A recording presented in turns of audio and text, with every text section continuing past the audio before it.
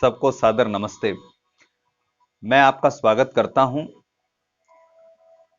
हम चर्चा कर रहे थे युद्ध के मनोविज्ञान की, और युद्ध के मनोविज्ञान को जानना क्यों आवश्यक है, क्योंकि हर युद्ध के जो प्रमुखतम कारण होते हैं, उन कारणों में से जो मानवीय कारण हैं, उन मानवीय कारणों में भी जो सबसे प्रमुखतम कारण है वह है मनुष्य का महत्वाकांक्षी होना। अब मनुष्य का महत्वाकांक्षी होना सही है या गलत, यह नीति शास्त्र का विषय हो सकता है, और प्रजातांत्रिक देश में, डेमोक्रेसी वाले देश के अंदर आप किसी को सही या गलत बिल्कुल नहीं कह सकते। तो ऐसे में मनुष्य की महत्वाकांक्षा है तो युद्ध की स्थितियां बनेगी। तथापि हम चर्चा को आगे लेकर के चलते हैं। आज संसार में आपको जितने भी देश दिखाई देते हैं, तो आपको मैं सुनिश्चित करना चाहूंगा कि बहुत थोड़े से देश ऐसे हैं जो स्वाभाविक देश के रूप में प्रतिष्ठित हैं, या अपनी भौगोलिक आकृति के कारण से बने हैं, या अपनी स्वाभाविक रहन सहन, सांस्कृतिक विचारधारा के आधार पर बने हुए देश हैं, जैसे कि भारत। बाकी विश्व के 90% देश अगर आप देखेंगे, वह किसी न किसी युद्ध के परिणाम के रूप में उभर करके सामने आ पाए।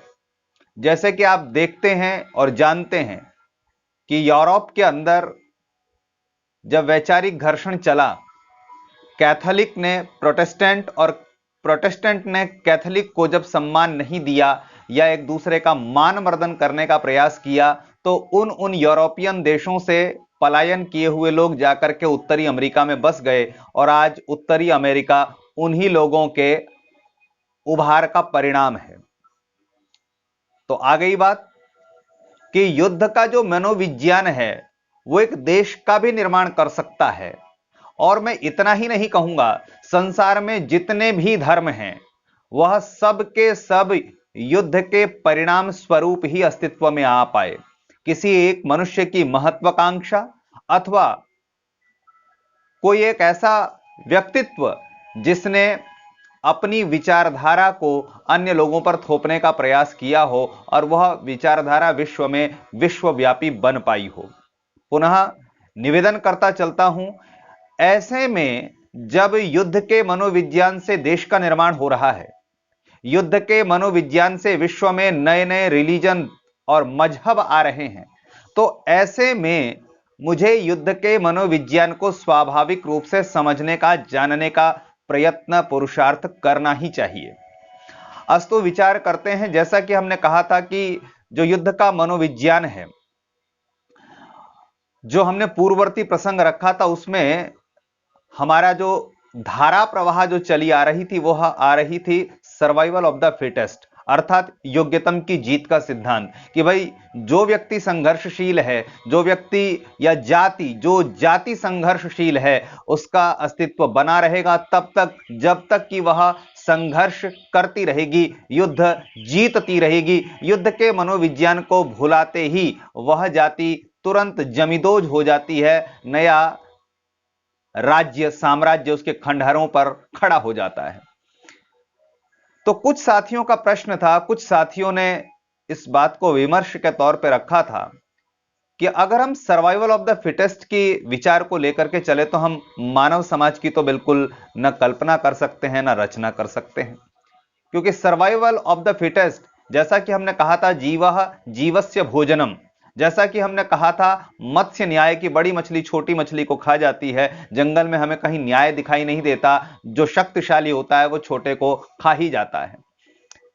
और यही सर्वाइवल ऑफ द फिटेस्ट का सिद्धांत कुछ वेस्टर्न दार्शनिकों ने भी अपनी अपनी जातियों को दिया, और उसी के परिणाम स्वरूप विश्व के जो शांत प्रदेश थे, उन पर आक्रमणकारी हमले हुए और उनको जीत लिया गया, उनको गुलाम बना लिया गया। खैर, वह इतिहास की चर्चा के अन्य विषय हो सकते हैं, लेकिन यहां मैं आपसे जो चर्चा करना चाहता हूं कि जिन साथियों ने यह निवेदन किया था कि सर्वाइवल ऑफ द फिटेस्ट के सिद्धांत को क्या हम मनुष्य समाज की रचना में सहायक पाते हैं, तो मैं यहां पर आज वही विमर्श आपके सामने रखना चाहूंगा। सबसे पहले हम देखते हैं कि जो यह योग्यतम की जीत का सिद्धांत है, प्रकृति में तो निर्बाध हमें दिखाई देता है, अर्थात अव्याहत रूप से प्रवाहित दिखाई देता है। लेकिन मनुष्य समाज में जब हम इसे देखने का प्रयास करते हैं तो हम यह पाते हैं कि समाज में कमजोर, उपेक्षित, कंगाल, अपाहिज ऐसे लोगों को संरक्षण मिलता है। और इसको हम देखते हैं कि कुछ ऐसे दयालु लोग होते हैं जो अपने से कमजोर लोगों की सहायता करके उन्हें जीवित रखने का, उन्हें सशक्त बनाने का प्रयास करते हैं, जबकि ऐसे कमजोर लोगों से जाति कोई मजबूत नहीं होती। तो विचार करते हैं, इनमें सबसे पहले आता है धर्म। लगभग लगभग धर्म का मतलब यह समझा जाता है गरीब, अपाहिज, कंगाल की सहायता करना, उसको अस्तित्व प्रदान करना, उसको सम्मानित जीवन जीने के योग्य बनाना। दूसरे नंबर पर हम देखते हैं जो सरकारी कानून हैं वो भी गरीबों को संरक्षण देते हैं, रियायतें देते हैं, उनके अस्तित्व को बनाए और बचाए रखने में सहयोग देते हैं। तीसरे नंबर पर आता है व्यक्तिगत स्वतंत्रता। और व्यक्तिगत स्वतंत्रता को अगर हम अग्रिम रूप से समझने का प्रयास करते हैं तो फिर मैं इसे कहना चाहूंगा वैवाहिक स्वतंत्रता, यानी कि हर व्यक्ति को विवाह करने का अधिकार है। अब विचार करते हैं, क्या गरीब, कंगाल, अपाहिज, रोगी इनको भी विवाह करने का अधिकार है? तो राजनीति इस पर बिल्कुल चुप हो जाती है। परिणाम हम यह देखते हैं कि समाज के अंदर कमजोर, गरीब, अपाहिज इनकी संख्या बढ़ती चली जाती है। और ऐसा हमें प्रायः करके देखने को मिलता है कि धनवानों की अपेक्षा निर्धन और पढ़े लिखों की अपेक्षा जो अनपढ़ हैं उनके यहां बच्चों की संख्या आपको ज्यादा देखने को मिलेगी। तो फिर परिणाम क्या प्राप्त होता है कि राज्य के अंदर अयोग्य व्यक्तियों की संख्या बढ़ती जा रही है। अब यहां सर्वाइवल ऑफ द फिटेस्ट का जो सिद्धांत है, जो प्राकृतिक सिद्धांत है, हम यहां पर देखते हैं कि वह प्राकृतिक सिद्धांत खंडित हो रहा है। जो सशक्त और समर्थ है वह तो कमजोर पड़ रहा है या मिट रहा है, और जो निर्बल जातियां हैं वह समर्थ होती जा रही हैं। एक एक करके विचार करते हैं। पहला, अगर हम असमर्थ, निर्बल ऐसे लोगों की या ऐसी जातियों की सहायता न करें तो क्या? ध्यान कीजिए, कुछ हद तक इनकी सहायता करना बिल्कुल मैं भी सही मानता हूं। उदाहरण के तौर पर भारत की वनवासी जनजातियां, जिनमें आते हैं गोंड और भील, थोड़ी सी सहायता से ये लोग शारीरिक रूप से समर्थ होते हैं, सशक्त होते हैं। ये थोड़ी सी ही सहायता से राष्ट्र की मजबूत रक्षा पंक्ति बन सकते हैं। विचार कीजिए, और अगर इन्हें कानूनी संरक्षण न मिले तो निश्चित रूप से ये न केवल मिट जाएंगे, बल्कि ऐसा भी हो सकता है कि ये किसी दूसरे के बहकावे में आकर के राष्ट्र के सामने संकट खड़ा कर दें। हम विश्व के इतिहास में देखते हैं, ईसा से लगभग 390 ईस्वी पूर्व गाल जाति का यूरोप के विभिन्न देशों पर आक्रमण हुआ, और बहुत सारे देशों को तो गाल जाति, जो कि एक जंगली जाति थी, उसने तबाही कर दिया था। रोम को भी उसने खूब लूटा, और ईसा की मृत्यु के बाद यानी कि तीसरी शताब्दी के अंदर भी हम देखते हैं कि खड़े हुए रोमन साम्राज्य को अगर किसी ने सबसे ज्यादा चोट पहुंचाई तो वो जंगली जातियां थी, रूंक, गांथ और बैंडल जनजाति। इन जंगली जातियों के आक्रमण से आंतरिक कारण रोम के हो सकते हैं जिनसे रोमन बर्बाद हुआ, लेकिन रोमन साम्राज्य के ऊपर जो बाहरी चोट की है वो इन जंगली जनजातियों के भयंकर आक्रमणों के कारण से एक विशाल रोमन साम्राज्य धीरे धीरे तहस नहस हो जाता है। हम भारत के संदर्भ में देखते हैं, नॉर्थ ईस्ट देश की आजादी के बाद भारत के लोगों ने, देश की आजादी के बाद केंद्रीय नेतृत्व ने ना तो नॉर्थ ईस्ट को सम्मान देने की कोशिश की, वहां के वनवासियों के दर्द को समझने का कोई प्रयास किया गया, ऐसा ही छत्तीसगढ़ और झारखंड, वहां के वनवासियों को भी कोई सम्मान नहीं दिया गया, उनको भी समर्थ सहायता नहीं दी गई। और आप जानते हैं नॉर्थ ईस्ट के अंदर कितने दीर्घ काल तक, कितने लंबे समय तक चीन की सहायता से कम्युनिस्टों ने कितने बड़े बड़े नरसंहार को अंजाम दिया। क्या मैं और आप भूल सकते हैं कि इस समय भी एक बहुत बड़े वनवासी भाग पर आज भी चीन समर्थित कम्युनिस्ट आतंकवादियों का कब्जा है और ये वही लोग हैं जो जंगल के लोगों को बहका करके इस राष्ट्र की अस्मिता पर बार बार चोट कर रहे हैं। अब ऐसे में क्या प्रश्न उठता है कि अगर हम वनवासी लोगों को सम्मान दें, उनको समर्थ बनाने का प्रयास करें, तो वो राष्ट्र की शक्ति बनेंगे। और भगवान श्री रामचंद्र की, पुनः कहना चाहूंगा, भगवान श्री रामचंद्र की जीत में वनवासियों का, वनवासी जातियों का, जनजातियों का बहुत बड़ा योगदान था। नहीं तो आप कल्पना कीजिए, अपने राज्य की सीमा को छोड़ करके, अपने राज्य की सेना को न ले जा करके रावण जैसे पराक्रमी शत्रु का संहार करना, उसे जीतना, जो उस समय सबसे शक्तिशाली था, यह भगवान राम के लिए वनवासी जंगली जातियों के कारण से ही सहज हो पाया था। अस्तु विचार करते हैं, ऐसे ही भारत का जो मजदूर वर्ग, ऐसे ही राज्य का मजदूर वर्ग है, उसको भी संरक्षण की आवश्यकता है। आज विश्व में जितने बड़े बड़े भवन आपको दिखाई देते हैं, जितनी बड़ी बड़ी बिल्डिंग दिखाई देती हैं, जो लगभग 5 और 6 हजार वर्षों से खड़ी हुई हैं, यथा मिस्र के पिरामिड।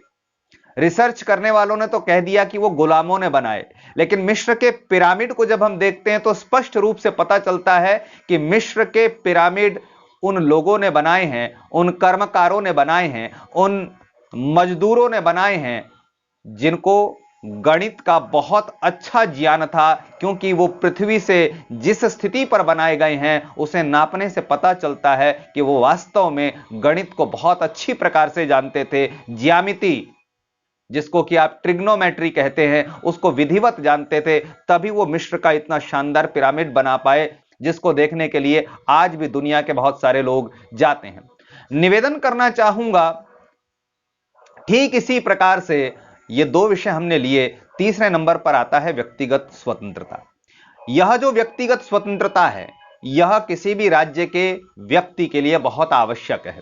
व्यक्तिगत स्वतंत्रता के अभाव में बौद्धिक स्वतंत्रता या बौद्धिक विचार कुंद हो जाते हैं, और बौद्धिक विचारों के रुक जाने से नवोन्वेषण, नवीनता, नवीन विचारों के उदय का मार्ग बंद हो जाता है, और नवीन विचारों के आगमन के बंद होने से सचमुच में, जिसको हम कहते हैं स्टेगनेंट वाटर, तालाब के पानी की तरह मनुष्य जीवन सड़ने लगता है।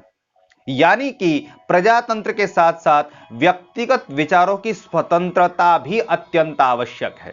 लेकिन व्यक्तिगत स्वतंत्रता अगर किसी व्यक्ति के सम्मान में बाधक बनती हो, राज्य की उन्नति में बाधक बनती हो, राष्ट्र की स्वतंत्रता में बाधक बनती हो, तो फिर व्यक्तिगत स्वतंत्रता को रोकना पड़ेगा। कहा भी गया कि आपको हाथ घुमाने की पूर्ण स्वतंत्रता है, लेकिन जहां तक मेरी नाक शुरू होती है वहां तक, उससे आगे नहीं। डेमोक्रेसी को व्यक्तिगत स्वतंत्रता के विस्तार के रूप में देखना चाहिए।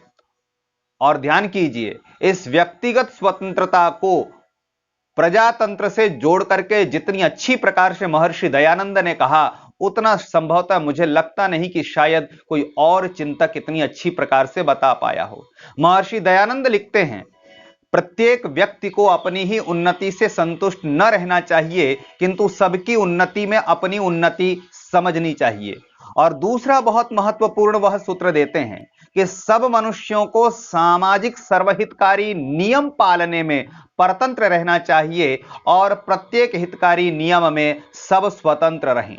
तो ध्यान कीजिए, यहां महर्षि दयानंद ने व्यक्तिगत स्वतंत्रता और सामाजिक मर्यादा, उन दोनों को एक विमर्श के तौर पर रखने का प्रयास किया है, अर्थात दोनों की मर्यादाएं क्या क्या हैं। अब विचार करते हैं कि व्यक्तिगत स्वतंत्रता अगर अपनी मर्यादा को पार करती है और देश के कानून अगर उसे नहीं रोकते हैं, तो आप इस बात को ध्यान रखिए, वह व्यक्तिगत जो स्वतंत्रता है वो राष्ट्र के अस्तित्व को मिटा डालेगी। यानी कि अति सर्वत्र वर्जयेत। चंद्रगुप्त मौर्य द्वारा बनाया गया विशाल साम्राज्य बौद्ध धर्म की अति धर्म भावना के कारण से नष्ट हो जाता है। व्यक्तिगत स्वतंत्रता की बात करें, आज भारत सहित यूरोप के अधिकांश देश इस व्यक्तिगत स्वतंत्रता की अति का सामना कर रहे हैं। और आप देखिए, भारत के अंदर अभिव्यक्ति की आजादी, उसका दुरुपयोग आपने देखा, भारत तेरे टुकड़े होंगे। और ताज्जुब की बात तो यह है कि इस व्यक्तिगत जो अभिव्यक्ति की आजादी है, इसकी सीमा कहां तक हो, इसके बारे में बहुत बड़े बड़े बौद्धिक विमर्श होते रहते हैं। लेकिन मैं इतना कहना चाहूंगा कि जब व्यक्तिगत स्वतंत्रता राष्ट्र की उन्नति में बाधक बनने लगे तो उसके रोकने का प्रयास करना ही चाहिए। अब आप कह सकते हैं कि सर्वाइवल ऑफ द फिटेस्ट का सिद्धांत कहां चला गया, तो मैं आपसे कहना चाहता हूं, अभी हमने एक समाज की रचना की बात करी। अगर एक सभ्य समाज की रचना की अगर हम बात करते हैं, तो जो धर्म, जो नियम, जो कानून, व्यक्तिगत स्वतंत्रता अगर ये राष्ट्र की उन्नति में सहायक हैं, तो सर्वाइवल ऑफ द फिटेस्ट का जो सिद्धांत है वो कुछ देर के लिए आप रोक सकते हैं। लेकिन अगर आप देखते हैं, क्या अगर इन चीजों की अति राष्ट्र की शक्ति को कमजोर करने लगती है, तो उसके आगे फिर सर्वाइवल ऑफ द फिटेस्ट यानी जीवः जीवस्य भोजनम, यानी कि वह सिद्धांत अपने आप स्वाभाविक रूप से आकर के खड़ा हो जाएगा। ऐसा हम विश्व के इतिहास में बहुत जगह देखते हैं। फ्रांस के अंदर लोकतंत्र आ चुका था, लेकिन लोकतंत्र आने के बावजूद भी नेपोलियन ने उस लोकतंत्र को रोक करके वहां से तानाशाही को खड़ा कर दिया था। हिटलर को भी आप जानते हैं, एडोल्फ हिटलर, वह भी लोकतंत्र के रास्ते ही उनका आगमन हुआ था जर्मनी की राजनीति के अंदर, लेकिन वो वहां से जर्मनी की राजनीति को तानाशाही की ओर लेकर के चल पड़ते हैं।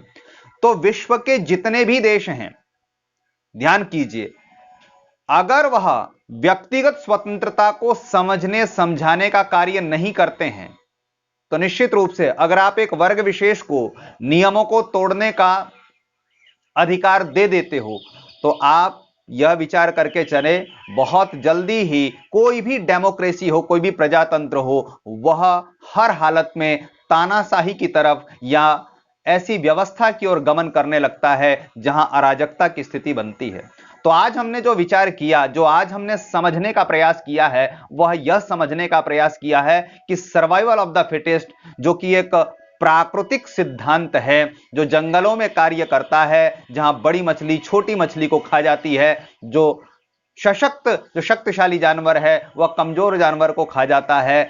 अगर हमें मनुष्य समाज को ऐसा नहीं बनने देना है, तो निश्चित रूप से हमें किसी भी अति को रोकने का प्रयास करना होगा। और इस अति को हम जितना जल्दी रोक लेते हैं, तो निश्चित रूप से हम अपने समाज को सुरक्षित रख पाएंगे, बचा पाएंगे।